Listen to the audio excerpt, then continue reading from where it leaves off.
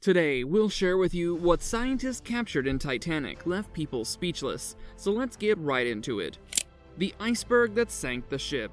The giant iceberg responsible for sinking the Titanic on its maiden voyage may have originated in southwest Greenland, in snow that fell about 100,000 years ago, according to scientists. Grant Bigg, from UK's Sheffield University, combined observations obtained from 1912, the year of the Titanic's sinking in the Atlantic Ocean, and modern data on ocean currents and winds. Biggs used a computer model which can calculate the iceberg's paths in any given year. He said, "We take what we know about ocean currents, then add the meteorological readings for that year to calculate the prevailing winds. Applying those methods to 1912 points to the iceberg emerging from around Casimir on the southwest Greenland coast," he added. The iceberg that sank the Titanic on April 14, 1912, in which at least 1,517 people died, was estimated to be 400 feet in length and 100 feet above the ocean surface, giving it 1.5 million tons in estimated size. The iceberg, however, had been melting into the water for months prior to the incident. According to Bigg, it was around 1,700 feet long and 75 million tons in weight. Bigg's research suggests 1912 was a bad year, with icebergs reported floating much further south than normal. Bigg said why the number reaching shipping lanes would vary so much from year to year is unclear, because so many factors, wind direction, sea currents, and temperature changes are involved. One idea is that the Titanic iceberg broke from its glacier in 1908, when a mild winter accelerated melting, and floated south during the much colder winter of 1911 to 1912. Optical illusion. The Titanic may have struck an iceberg and sank helplessly because of a strange atmosphere-caused optical illusion. British historian Tim Moulton says superrefraction, an extraordinary bending of light that causes mirages, prevented the Titanic's crew from seeing the fateful iceberg. It also may have prevented nearby ships from seeing the doomed Titanic, Moulton argues. His theory was also the subject of a book and a documentary that aired in 2012 in time for the 100th anniversary of the accident. Apparently, a British investigation in the 1990s brought up superrefraction, but no one ever studied it in depth, according to Smithsonian Magazine. Moulton studied old weather reports, shipping logs, and survivor testimonies to determine the atmospheric conditions on April 15, 1912. He argues conditions were ripe for superrefraction, caused by a thermal inversion in the area south of Newfoundland, where the ship was sailing. This abnormal bending of light waves would have created a false horizon, and the iceberg lay beneath it, out of view of the ship's lookouts. They sounded the alarm when the iceberg was a mile away, but it was too late. The same bizarre atmospheric conditions could have prevented a nearby ship, the Californian, from seeing or hailing the doomed Titanic, Moulton says. It's a frustrating, sad explanation. Lifeboats.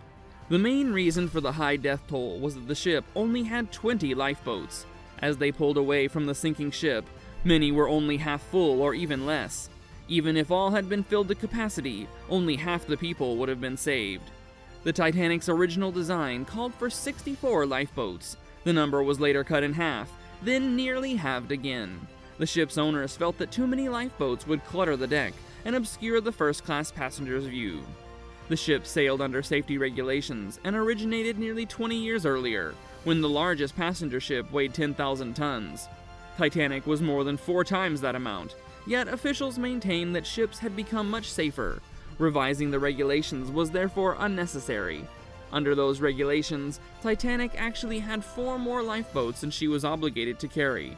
Nearly every other vessel of the era was similarly deficient in the quantity of lifeboats. The prevailing thinking at the time was that the ship itself would serve as a gigantic lifeboat. Nearly everyone believed that even a heavily damaged vessel would remain afloat for many hours before sinking. That would allow plenty of time for the lifeboats to go back and forth several times, ferrying passengers to nearby ships. This assumption was not unreasonable. When the smaller liner Republic was involved in a collision in 1909, she remained afloat for more than 24 hours. All 742 passengers and crew were ferried to safety. The flaw with this assumption was that the Titanic sank far more rapidly than everyone anticipated. The first rescue ship arrived more than 2 hours after Titanic had gone down. In 2012, an explosive document emerged. It consisted of Safety Inspector Maurice Clark's handwritten notes, urging the addition of 10 more lifeboats 5 hours before the ship sailed.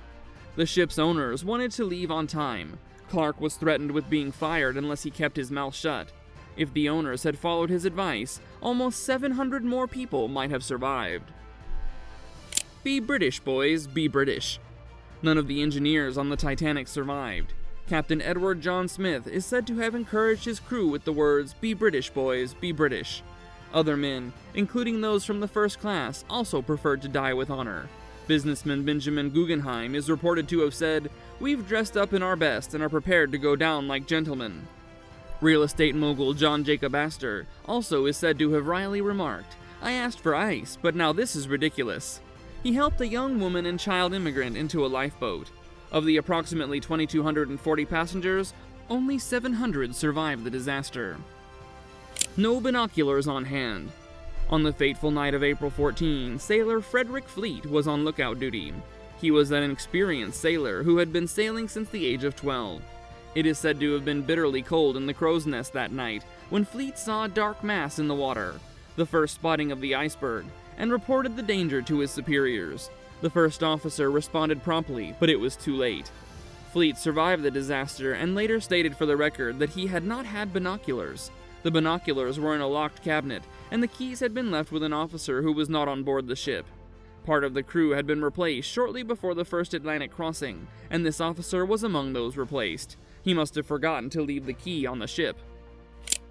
Drinking to stay warm. The sea that night had a temperature around 0 degrees Celsius, 32 degrees Fahrenheit, a temperature in which a person could normally only survive for a maximum of 15 minutes. Charles Jogan, the chief baker on the Titanic, is one of the most famous survivors of the disaster. Although he was chosen as the captain of one of the lifeboats, he decided to give up his place since there were already sailors on the lifeboat to steer it. Jogan went down with the sinking ship, but drank so much alcohol beforehand that he no longer felt the cold of the water in which he floated. After spending 2 hours swimming in the water, he was pulled onto an overturned lifeboat and was eventually picked up by a rescue ship. The long search for the shipwreck. Many individuals set out to find the sunken Titanic, but it was not until 73 years after the disaster in 1985 that underwater archaeologist Robert Ballard succeeded in locating the wreck in the North Atlantic and photographing it for the first time. He financed this endeavor by agreeing to search for the remains of 2 sunken submarines in a secret U.S. Navy mission. He then had 12 days in which he was allowed to use Navy equipment to find the Titanic. At a depth of 3,800 meters, 12,470 feet, in eternal darkness, he found the wreck of the former luxury liner. The find came just in time, as microbes had already settled onto the shipwreck and begun decomposing the Titanic piece by piece. It will eventually become dust. Scientists suspect that the wreckage will be gone by 2030, yet the legend will certainly remain. And that's all for today's video, and until next time, take care and goodbye.